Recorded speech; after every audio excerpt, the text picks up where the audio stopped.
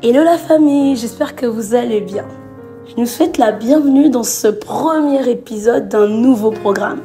Nouveau programme qui s'intitule 15 minutes avec la parole. Mais 15 minutes avec la parole, qu'est-ce que c'est?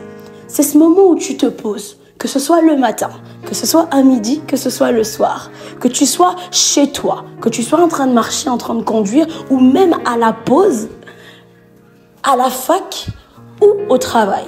15 minutes avec la parole, c'est ce moment où tu décides de communier avec la parole. Non seulement de la lire, donc de l'écouter avec nous, mais aussi de méditer. De méditer, c'est-à-dire d'entrer en profondeur, de communier davantage avec la parole, au moins 2 fois par semaine. Maintenant que nous avons compris qu'est-ce que c'est ce programme, je nous souhaite la bienvenue et je nous prie de nous installer pour qu'on commence à communier avec la parole. Pour ce premier épisode, l'Esprit m'a inspiré un passage. Que son serviteur, Pasteur Narcisse, a utilisé, a abordé durant son message de dimanche. Je vais nous inviter à ouvrir nos Bibles dans le livre de Matthieu 17, verset 21. Nous lirons ce passage dans 3 versions différentes. 3 versions différentes pour pouvoir analyser, pour pouvoir scruter, pour pouvoir détailler, pour pouvoir voir un petit peu, comparer un petit peu les versions et pour pouvoir apporter en fait pour pouvoir s'éclairer par rapport à ce que la parole dit sur ce passage-là. Donc Matthieu 17, verset 21. Nous lisons la parole de Dieu dans la version 8 secondes. Mais cette sorte de démon ne sort que par la prière et par le jeûne. Je vais répéter pour qu'on l'entende bien. Mais cette sorte de démon ne sort que par la prière et par le jeûne. Nous allons lire exactement le même passage. Donc on retient bien. Cette sorte de démon ne sort que par la prière et par le jeûne. Nous allons lire exactement le même passage dans la version second 21. Cependant, cette sorte de démon ne sort que par la prière et par le jeûne. Et dans Bible français courant, mais c'est par la prière et par le jeûne seulement qu'on peut faire sortir ce genre d'esprit. Mais c'est par la prière et par le jeûne seulement qu'on fait sortir ce genre d'esprit. Et pour la méditation d'aujourd'hui, je vais attirer notre attention sur 2 mots, sur la prière, sur le jeûne. Mais j'ai envie d'ajouter un 3e mot et ce sera sur mais. Et on comprendra plus tard dans cette méditation pourquoi le mais ou le cependant dans la version second 21. Donc, dans cette saison où on nous parle beaucoup de prière, donc on dit que 2025 sera une année de prière ou ne le sera pas. Dans cette saison où on nous parle de prière, on nous parle de différents types de prières. On nous dit que cette année va être une année de sacrifice et on nous parle de différents types de sacrifices. Ici, l'histoire explique que les disciples de Jésus ont été confrontés à une situation, à un cas. Ils ont prié pour quelqu'un et en fait rien ne s'est passé. Ils ont prié pour quelqu'un et la situation n'a pas changé. La situation est restée exactement la même. Mais quand Jésus arrive et que Jésus est confronté à exactement la même situation, et c'est important de le notifier, il prie et qu'est-ce qui se passe? Les démons, la situation est décomptée. La situation est tout de suite décomptée. Et après, les disciples viennent le voir pour lui demander « Mais comment c'est possible, Jésus Mais on a essayé pourtant. On a fait comme on avait l'impression que tu faisais, mais rien ne s'est passé. Pourquoi avec toi, la situation s'est transformée ?»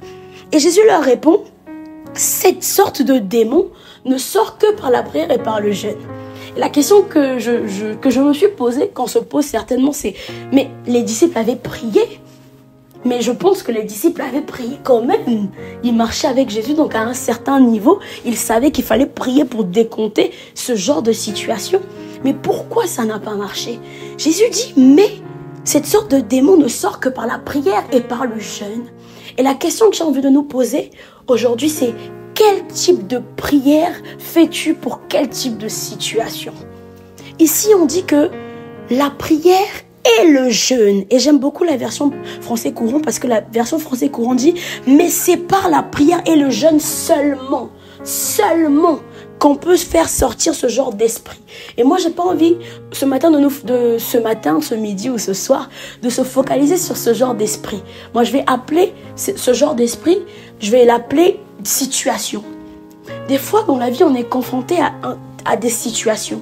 On est confronté à des problèmes. On est confronté à des circonstances. Et qu'est-ce qui se passe? Il se passe qu'on vient dans la présence et qu'on prie comme d'habitude. On vient dans la présence et qu'on prie comme on a toujours prié. On prie comme on a l'habitude de prier. Alors que là, ce que l'Esprit révèle, c'est qu'il y a des types de situations précises où on ne peut pas prier comme d'habitude.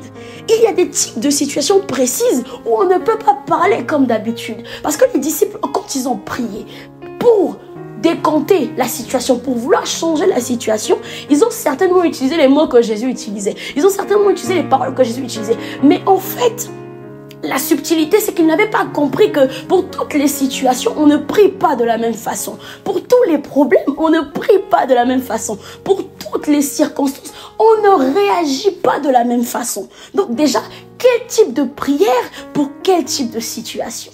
Ensuite, la Bible parle de la prière, donc premier point, et du jeûne. Et quand on parle de jeûne, on parle de sacrifice. Le jeûne, c'est la privation. Privation de nourriture, privation de réseaux sociaux, privation de ce que tu aimes. Le sacrifice, c'est ce qui te coûte. Donc le jeûne signifie que tu te prives de quelque chose que tu aimes. Tu te prives de quelque chose dans la vie courante, dans la vie normale, tu ne peux pas te passer. Donc tu décides de te priver de ça.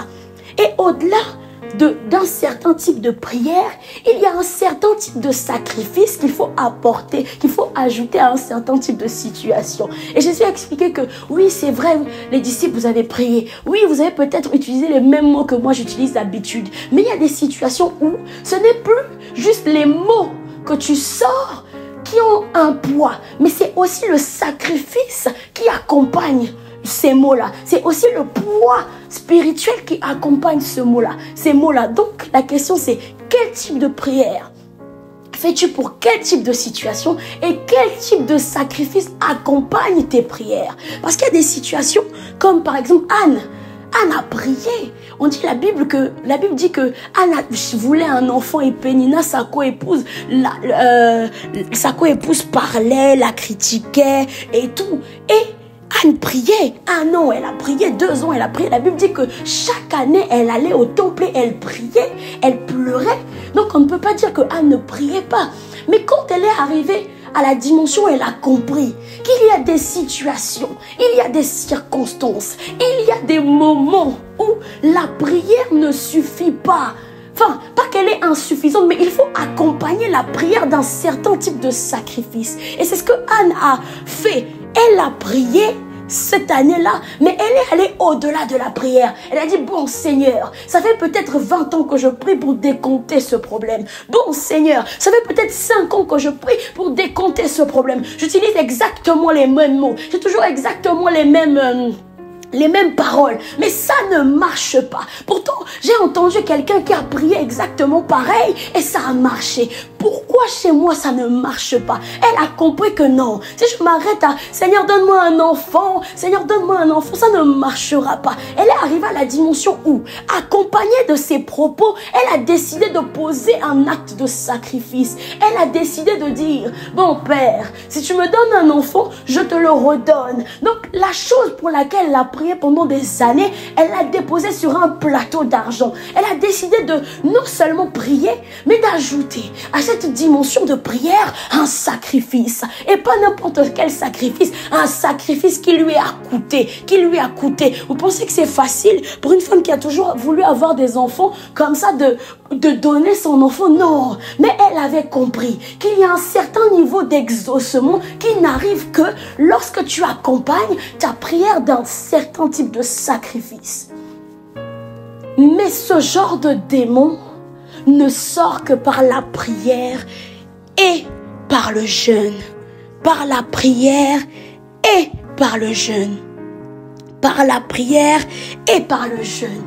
Ce qui est drôle, c'est que La Bible, vous allez me dire, mais oui, moi ça fait quelques mois, ça fait quelques semaines, je prie avec foi. Oui, mais j'ai posé une fois, donc on a retenu prière, sacrifice et on avance. J'ai prié une fois, mais la Bible dit qu'il faut prier avec foi. Et moi j'ai prié avec foi, mais rien ne s'est passé. Oh mon frère, ma soeur, dans Matthieu 17, la Bible dit que quand la situation s'est passée, les disciples sont venus, l'histoire raconte que les disciples sont venus demander à Dieu. Et là, Jésus leur dit, vous avez manqué de foi. Donc j'ai envie de faire un petit résumé avant de continuer. Donc, on a parlé au début, on avait dit qu'on allait s'axer sur 3 points. La prière, le jeûne. Et le 3e mot, c'était le mot mais, ou cependant dans la version second 21. Donc, vous allez me dire, mais moi je mets toute ma foi. Oui, la prière est liée à la foi. Oui, le jeûne est lié à la foi. Oui, d'accord, ils sont indissociablement liés, ok. Mais Jésus leur dit, vous avez manqué de foi. Jésus leur dit, si vous aviez une foi comme un grain de sénévé, vous auriez pu déplacer les montagnes. D'accord, tu as la foi. D'accord, tu as prié. Mais c'est là que l'histoire devient intéressante. Jésus leur dit, vous avez manqué. Donc le premier point, c'est qu'ils avaient manqué de foi. Mais, c'est là en fait que le mais devient important. Le mais marque une opposition. Le mais dit que tout ce qui a été fait, c'est bon. Mais, le mais signifie, on marque un arrêt, mais je mets une contradiction. Le mais signifie, bon, tu as eu la foi, mais maintenant je pose une contradiction. La foi, c'est bien. La foi, c'est bien. Oui, j'ai prié pendant les 12 jours avec foi, d'accord. Ok, super. Mais, il y a un certain type de prière, il y a un certain type de circonstances, il y a un certain type de situation où je prie, ok, j'ai foi, ok, mais il faut qu'accompagner de la prière, accompagner de la foi déjà, donc accompagner de la prière, pas n'importe quel type de prière pour n'importe quel type de situation, non, accompagner de la foi, c'est-à-dire que la foi c'est l'affirmation des choses qu'on espère, une démonstration de celles qu'on ne voit pas, donc accompagner de la prière que je fais, pas n'importe quelle prière, j'ajoute la foi fait que je crois. Non, Jésus a dit, je sais que tu m'exauces toujours. Donc, je sais que parce que j'ai prié, conformément à ce que la Bible dit, je vais être exaucé. Mais au-dessus de la prière, au-dessus de la foi, je rajoute un sacrifice. C'est-à-dire que je suis en train de dire à Dieu, la Bible dit que Dieu dit, réveille ma mémoire. Donc, je suis en train de faire un truc. Je suis en train de dire, d'accord, j'ai prié. Pas n'importe quel type de prière. Ou d'accord, j'ajoute la foi. Ok, super, mais au-delà de ces 2 axes, je viens poser un sacrifice. C'est-à-dire que je mets Dieu face à sa propre parole. C'est-à-dire que Dieu regarde et dit non, c'est pas possible. Non seulement il prie conformément à la parole, non seulement il a foi, mais en plus de ça, il alimente sa prière par un autel de sacrifice. Et laisse-moi te dire que non, mon frère, ma soeur, si tu mets en place ces 3 accès, non, ces 3 points, la prière, pas n'importe quel type de prière, une prière qualitative et une prière quantitative, comme a dit son serviteur pasteur Narcisse. Quand tu rajoutes la foi et ensuite que tu assaisonnes le tout par une dimension de sacrifice, non, il y a des prières que Dieu ne peut pas se permettre de ne pas exaucer. Parce que conformément à sa parole, tu le mets face à un mur, il se dit non, je ne peux pas. Donc, en conclusion, prenons le temps d'analyser chaque situation de nos vies et de décider de prier, de prier, de ne pas prier comme on prie d'habitude pour toutes les situations. Décider de prier de manière quantitative, qualitative, décider de prier avec foi, mais surtout d'ajouter à ce mélange une dimension de sacrifice sans précédent. Je vous remercie d'avoir écouté ce premier épisode de 15 minutes avec la parole. J'espère que l'Esprit nous a parlé. J'espère que ça nous a tous bénis. Je vous souhaite une excellente journée si vous écoutez ça en journée. Je vous souhaite une excellente soirée ou une excellente nuit si vous écoutez ça dans la nuit. Peace.